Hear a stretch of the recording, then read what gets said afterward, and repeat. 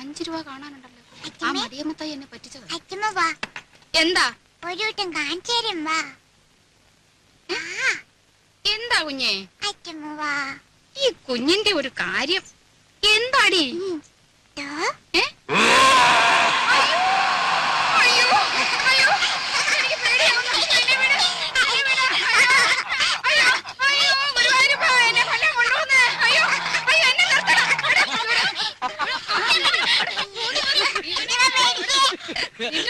ഇനി മാറിയിട്ടില്ല. ഞാനും പേടിച്ചു പോയി.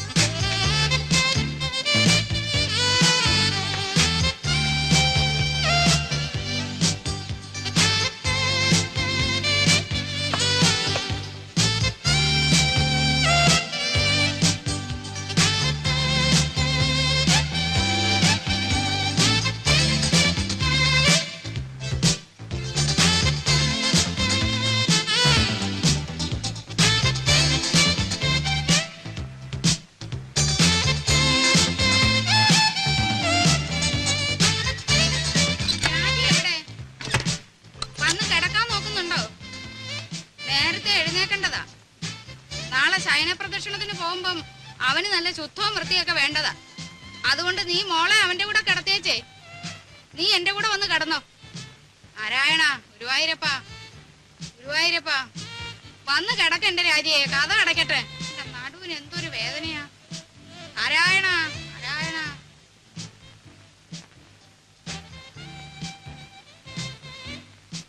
രാജിയെ ഇന്ന് അച്ഛനും മോളും കൂടെ അങ്ങ് ഉറങ്ങിയാ മതി.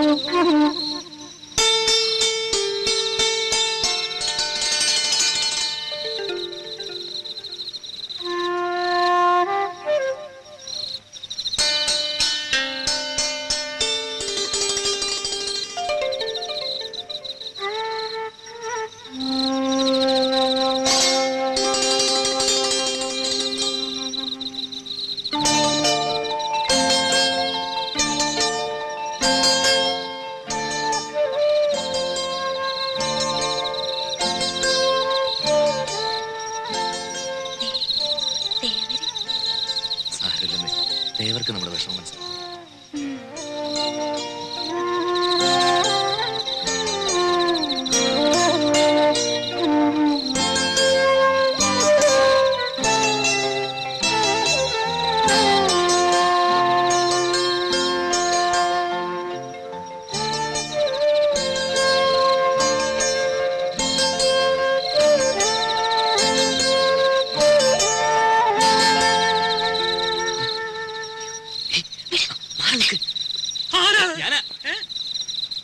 ഞാനാ ഉണ്ണി. ഉണ്ണിയായിരുന്നോ? എന്താ പുറത്ത്? ഉറക്കം വന്നില്ല അപ്പച്ചമ്മ. രാഘവട്ട് ഉറങ്ങില്ലേ? ഉറങ്ങി ഉറങ്ങി ഉറക്കം സുഖമായിട്ട് ഉറങ്ങി. ഞാനേ ഒരു കഷായം കുടിക്കുന്നുണ്ട്. ഓ. ഈ മൂത്രത്തിലെ കല്ലില്ലേ, ഓ. അത് അലിയിച്ച് കളയാനുള്ളതാ. നാണുവൈദ്യരുടെ കുറിപ്പടിയാ, ബഹുകേമം.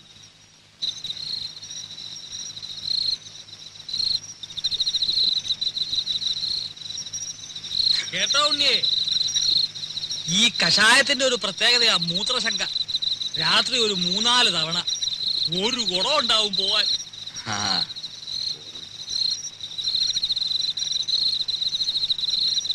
ഔഷധ ഗുണമുള്ള മൂത്രമാ. കുളിമുറിയിൽ ഒഴിച്ചാൽ വെറുതെ പോവും. ഇവിടെ ആകുമ്പോ ഒരു വളവുമായി. തെങ്ങിനെ ആ.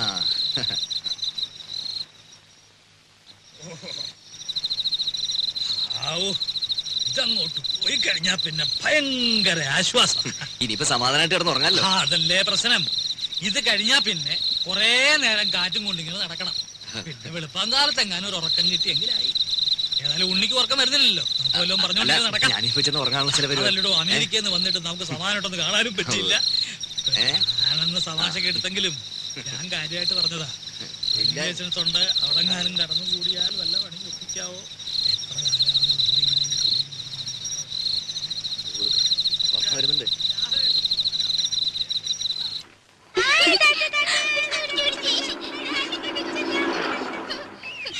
മാളൂട്ടി ഈ മുൻവശത്തെ കഥ അങ്ങ് അടച്ചേക്ക് കേട്ടോ. ഇനി വരാം.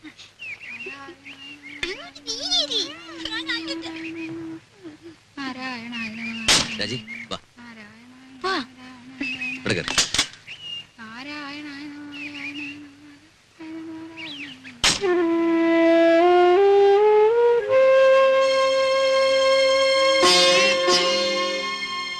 നോക്കി നിൽക്കാതെ അങ്ങോട്ട് കേറ്. നേരെ ഒരുപാടായി.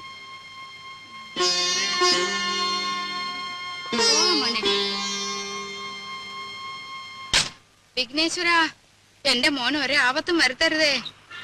ഇവൻ 6 മാസം പ്രായമുള്ളപ്പോ ഇവന്റെ അച്ഛൻ മരിച്ചതാ. അന്ന് മുതല് കൈ വളരുന്നോ കാല് വളരുന്നോ എന്ന് നോക്കി നോക്കിയാ ഞാൻ ഇവനെ വളർത്തിയെ. മോളെ, അച്ഛനെ നല്ലോണം ഉരുട്ടു മോളെ, ഉരുട്ടു മോളെ. പതുക്കെ പതുക്കെ മണ്ണുള്ളതാണ്. എന്റെ ദീർഘായുസിന് വേണ്ടി മോൻ അമേരിക്ക വെച്ച് നേർന്നതാ. ഇവന് ഞാനെന്ന് വെച്ചാ അങ്ങ് ജീവനാ. ദീർഘായുസിന് വേണ്ടിയൊന്നുമല്ല, അമ്മയ്ക്ക് നല്ല ബുദ്ധി തോന്നാൻ വേണ്ടിട്ടാ. ചോദിച്ചില്ല.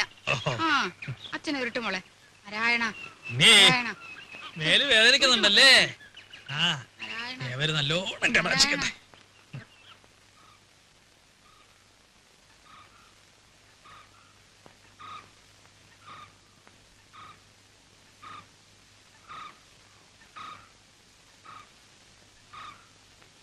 ഇവിടെ ആരും ഇല്ലേ?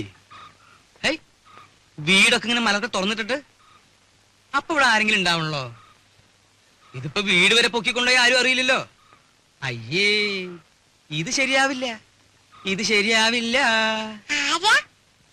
മൂത്തമ്മാൻ. ഇതും ശരിയാവില്ലല്ലോ. ആ, അച്ചമ്മ എവിടെ? വിളിക്കേ. ഈ പിരിവുകാരെ കൊണ്ടു ശങ്കുമാനോ? എന്താ സംശയമുണ്ടോ? വേറെ ആരുടെയെങ്കിലും ചായ തോന്നുന്നുണ്ടോ? അല്ല, ഈ ഇലക്ഷൻകാർ വോട്ട് ചോദിക്കാൻ വരാറുണ്ടേ.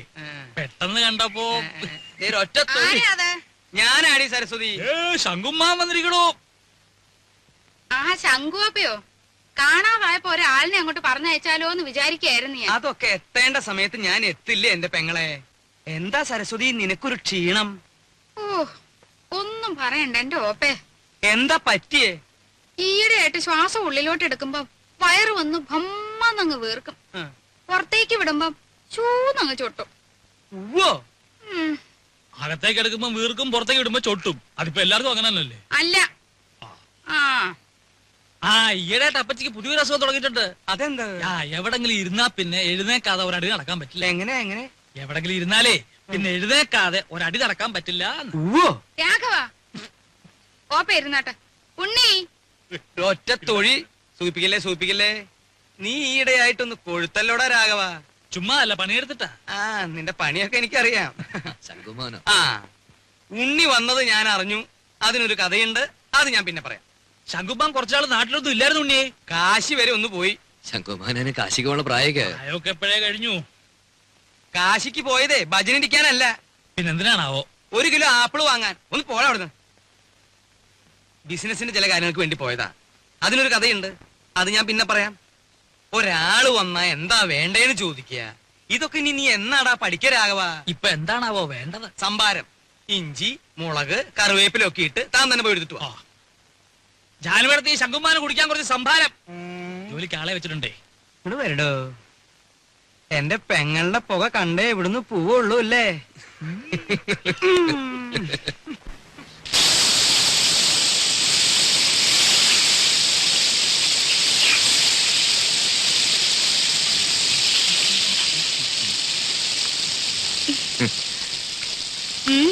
എന്താ പതിവില്ലാതെ അടുക്കളയിലൊക്കെ? ആഹാ, എന്റെ ചേച്ചിയുടെ കൈപ്പുണ്യെന്ന് പറഞ്ഞാ ഇതിലും കാണാനുണ്ട്. സുഖിപ്പിക്കല്ലേ കുട്ട, ഇതേ രാജി വറുത്തു വെച്ചതാ. അല്ല പറഞ്ഞോളി, കക്ഷിയോടെ? ആ, അപ്പൊ അതറിയാനാ വന്നത്. ഏയ്, ഞാൻ ചുമ്മാ അങ്ങനെ കറങ്ങി വന്നപ്പോ അങ്ങനെ അദ്ദേഹം നീരാട്ട് തുടങ്ങി തോന്നുന്നു.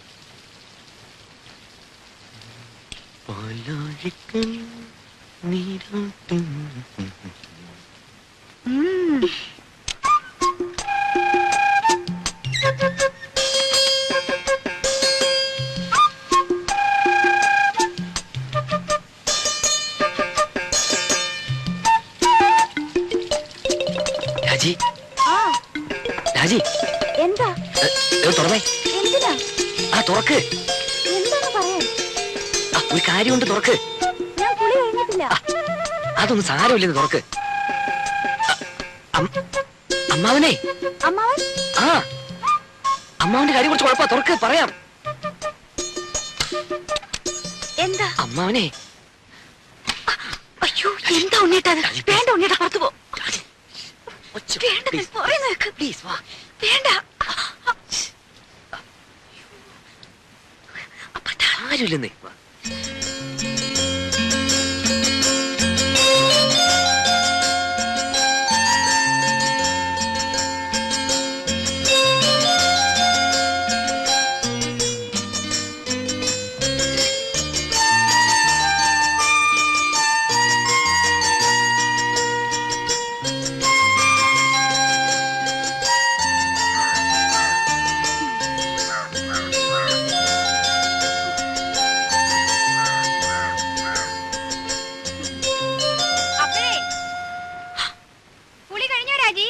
ഇല്ല ഇല്ല, ആവുന്നേ ഉള്ളൂ.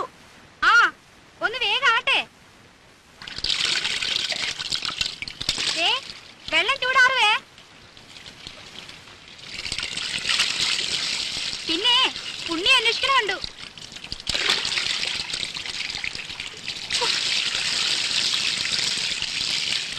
വിലസനേച്ചി ഒരു ഉപകാരം ചെയ്യോ? എന്താ? ആ അകത്തിരിക്കുന്ന സർപ്പം എടുത്തു തരുമോ? എവിടെയാ ഇരിക്കണേ? ആ അലമാരിയുടെ മോളിൽ കാണും. ആ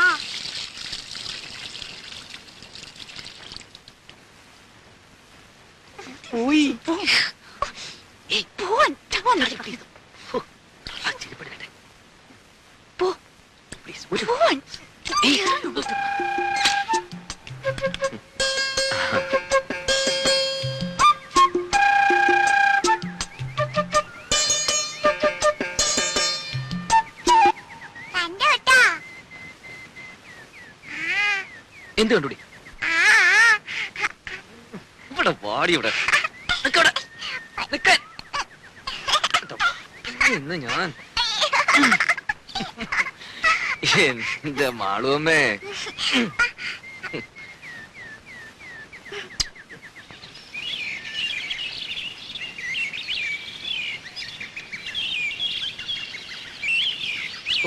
ഒരു സ്വസ്ഥതയില്ലെന്ന് വെച്ചാ ശയന പ്രദക്ഷിണം, അത് കഴിഞ്ഞപ്പോ ഒരു ഷഷ്ടി പൂർത്തി, ഓരോ കുരിശുകളെ. അതിനിടയ്ക്ക് കുറെ ബന്ധുക്കളും വന്നു കൂടിയിട്ടുണ്ട്. എഴുന്നള്ളത്ത് ഇത്രയും കൊണ്ട് തീർന്നോ അല്ല ഇനിയുണ്ടോ ആവോ? എന്നാ ഈ വന്ന് കേറുന്നവർക്കെങ്കിലും ഒരു കോമൺ സെൻസ് വേണ്ടേ? അതുമില്ല. ഒരു വീടാവുമ്പോ ഇങ്ങനെയൊക്കെ അല്ലേ ഉണ്ണേട്ടാ? ഇങ്ങനെയൊന്നും അല്ല. ഇത് ഇവിടുത്തെ മാത്രം ഒരു ചിട്ടയാ, വേറെ എവിടെ ഞാനും ഇങ്ങനെ കണ്ടിട്ടില്ല. ആകെയുള്ളത് കുറച്ചാണത്തെ ലീവാ. അത്ര വിഷമമുള്ള ആൾക്ക് എന്നെ മോളെയും കൊണ്ടുവരുന്നല്ലോ. താനെന്നെ ഇങ്ങനെ വാരാതെ അതിനുള്ള ഏർപ്പാടൊക്കെ ഞാൻ നടക്കുന്നുണ്ട്. ഇത്തവണ പാസ്പോർട്ട് റെഡിയാക്കി വെക്കണം. 6 മാസത്തിനുള്ളിൽ ഗ്രീൻ കാർഡ് കിട്ടും. പിന്നെ വിസ അയക്കുന്നു, താനും മോളും കൂടി പറക്കുന്നു. വിട്ടത് തന്നെ. ഉണ്ണിയേട്ടന്റെ അമ്മയല്ലേ ആള്. അമ്മ അത് ഇതൊക്കെ പറയും. എത്ര നാളെന്ന് വെച്ചാൽ ഒറ്റയ്ക്ക് ഇങ്ങനെ കഴിയാ? എന്തായാലും ഞാൻ ചിലതൊക്കെ തീരുമാനിച്ചിട്ടുണ്ട്. ആ, നാളെ തന്നെ പോയി പാസ്പോർട്ടിന് അപ്ലൈ ചെയ്യണം. സ്വപ്നം കാണാം. ഈ ഷഷ്ടിപൂർത്തി എന്ന് പറയുമ്പോ വേണ്ടപ്പെട്ടവരൊന്നും ഒഴിവാക്കാൻ പറ്റില്ല. വേണ്ടപ്പെട്ടവരെയൊക്കെ വിളിച്ചിട്ടുണ്ട്. എന്താ? രാജയുടെ അച്ഛനെ വിളിച്ചിട്ടില്ലെന്ന്. വേണ്ടപ്പെട്ടവരെയൊക്കെ വിളിച്ചിട്ടുണ്ടെന്നാ പറഞ്ഞത്. അതല്ല സരസ്വതി, ഇനിയിപ്പൊ പഴയ അത് വിരോധം. മാത്രം ഓപ്പ പറയണ്ട. അവിടെ ആങ്ങളെ കെട്ടിക്കൊണ്ടു വന്നത് ആരെയാ? ഒരു നസ്രാണിച്ചേ. എന്നിട്ട് ആ കാർന്നൂർ രണ്ടു കൈ നീട്ട് സ്വീകരിക്കാനും. എന്നെ കൊണ്ട് കൂടുതലൊന്നും പറയിക്കണ്ട കേട്ടാ. ആ കുടുംബത്തിൽ നിന്ന് ഒരുത്തി ഇവിടെ കയറ്റിയത് തൃപ്തി ഉണ്ടായിട്ടൊന്നുമല്ല. എന്റെ മോൻ കുരുങ്ങി പോയില്ലേ, ഇനിയിപ്പോ ഉപേക്ഷിക്കാൻ പറ്റുമോ? അത് അതോടെ മതി. അതിനപ്പുറത്തുള്ള ലോഹ്യൊന്നും വേണ്ട.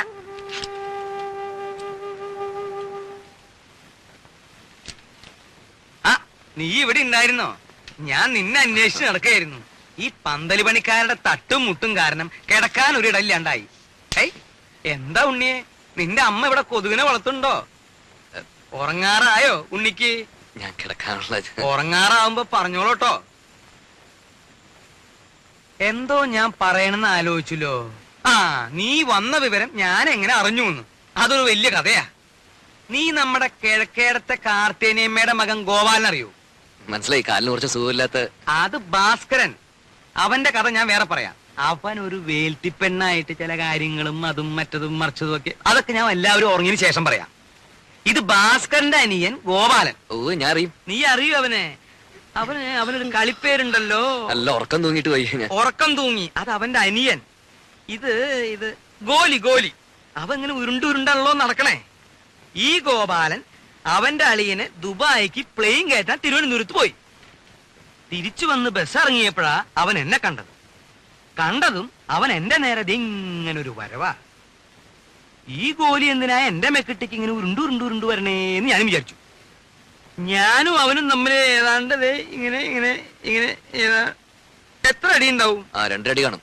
അല്ല, 3 അടിയുണ്ട്. സ്വിച്ചിട്ട പോലെ അവിടെ നിന്നു. ഇവന്റെ നിൽപ്പ് കണ്ടപ്പോ ഞാനൊന്ന് അന്താളിച്ചു. എന്താ ഗോപാല ഉണ്ടായേന്ന് ഞാൻ ചോദിച്ചു. അപ്പൊ അവൻ പറയാ, തിരുവനന്തപുരത്ത് വെച്ച് അവന്റെ അളിയനെ ദുബായിക്ക് വണ്ടി കയറ്റാൻ ചെന്നപ്പോ എയർപോർട്ടിൽ വെച്ച് ഉണ്ണി വന്നു എന്ന് അറിഞ്ഞുത്രേ. അങ്ങനെയാ നീ വന്നു എന്ന് ഞാൻ അറിഞ്ഞത്. അല്ല, എനിക്കൊരു പ്ലാനൊക്കെ ഉണ്ട്. മൂത്ത മകൻ ചന്ദ്രശേഖരനെ 1 മാസം തടിയടെപ്പോലെ ഇരുത്തിയിട്ട് അമേരിക്ക, കാനഡ ഇങ്ങനെയുള്ള പുണ്യസ്ഥലങ്ങളൊക്കെ ഒന്ന് സന്ദർശിക്കണം.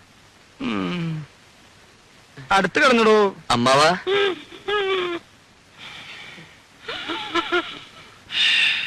അമ്മാവാ,